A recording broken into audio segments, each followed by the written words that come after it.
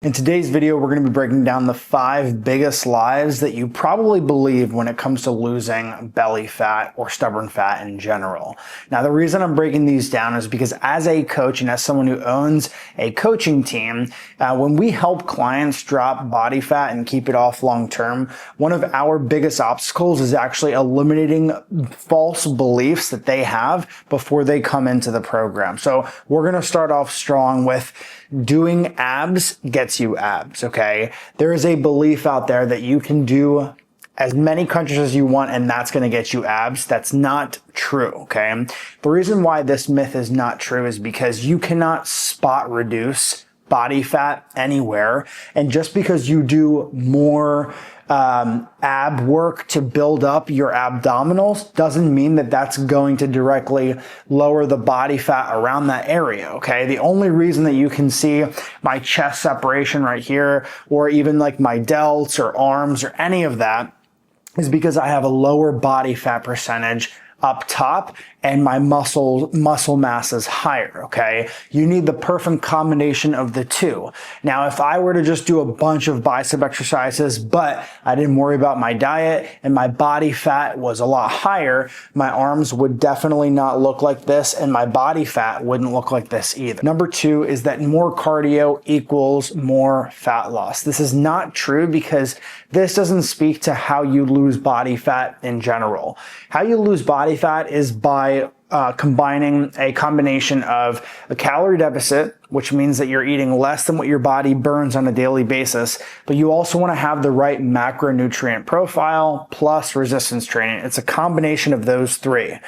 Cardio is just one component of that, and it's more of like a tool to help you drop more body fat quicker, yes. But if you just overeat all the calories that you're burning from this additional cardio that you're doing, it can cancel each other out. And in fact, in a lot of cases, we see people who prioritize cardio more than anything to be the ones that struggle to keep weight off long term.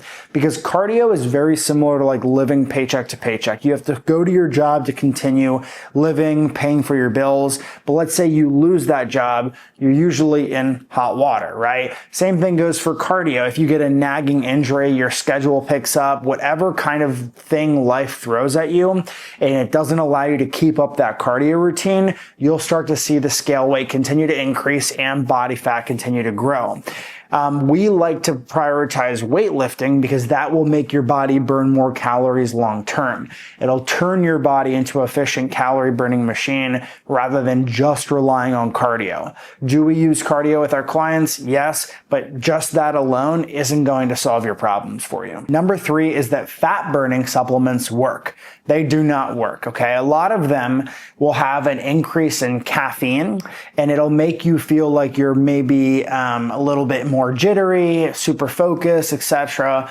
But there isn't a supplement on the planet that's going to directly just get rid of body fat, okay? You have different medications out there like GLP-1, semaglutide, things of that nature that will blunt appetite, but there is pros and cons to those, okay? We have some clients that have come in and they've lost an incredible amount of weight, 40 to 60 pounds, but they're so disappointed with how much loose skin they have and also how hard it is for them to now, like the way that they look. They've lost 30, 40, 50 pounds, but they feel softer. They didn't spend time building their body. They just spent time taking away from it. And now they have to go the other direction and build muscle over time. But building muscle is very hard with these medications.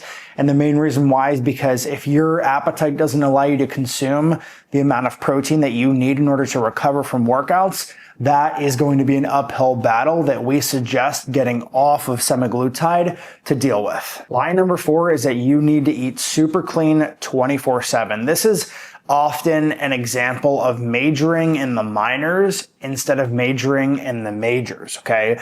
So many people like to point out specific things like seed oils, okay, sugar, processed foods, okay, alcohol. They like to point out these things like, oh, you know, those are terrible for you, even though they continue to consume them, but they're worried about they're worried about these things that affect like 0.1% of your results. They're not focused on tracking your food intake, hitting your protein, getting 7 hours of sleep, working out regularly. Like, they're worried about all of these small things that don't really make a big difference.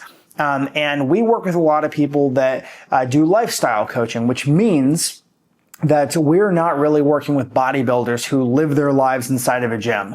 So for me, it's so unrealistic to expect clients to not eat out or not have sugar or not have carbohydrates. So that's why we don't really apply those restrictions on our clients. We show clients how to eat flexibly so that they can fit these things inside their meal plan, things that they enjoy like red wine or whiskey or something of that nature that doesn't really fall under the healthy category, and we show them how to fit those things inside their plan. And lie number 5 is you're fat because of your slow metabolism. This is something that a lot of people believe, but the research is very clear.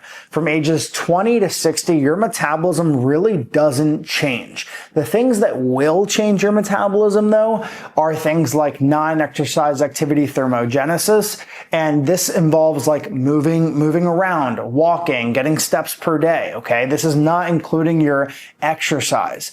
The other thing, too, is how much muscle mass you have. Normally, from the ages of 20 to 60, most people stop working out. They're not as active as they once were when they were younger. So they see that their uptick in weight and they think that, oh, it's because my metabolism's slow. Again, your metabolism doesn't slow down as you age from 20 to 60. In fact, it kind of remains the same, but there's things that you personally can do to change the way that you're storing body fat and can change the way that your muscle to fat ratio looks. And that's what makes the biggest difference. It's not really your metabolism that's the problem.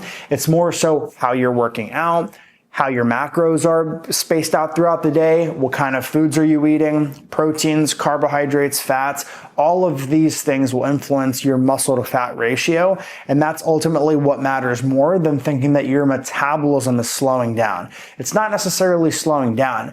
A lot of people are just overeating on foods that have a really high calorie punch, and they're not watching their proteins, their carbs, their fats. They're just eating everything all around and not necessarily following a systemized approach. Now, if you're someone that works in an office setting, the video that I'm posting after this one's going to be super useful, okay? I'm going to be talking about why a lot of people who go in to work a desk job or corporate job end up gaining a lot of body fat over the course of their career, and I'm going to provide actionable steps on how you can get rid of that body fat if you've built that up over time. So stay tuned for the next video. If you want to check out a fat loss strategy playlist right here, please do. And if you want to watch another one of these videos, then click here.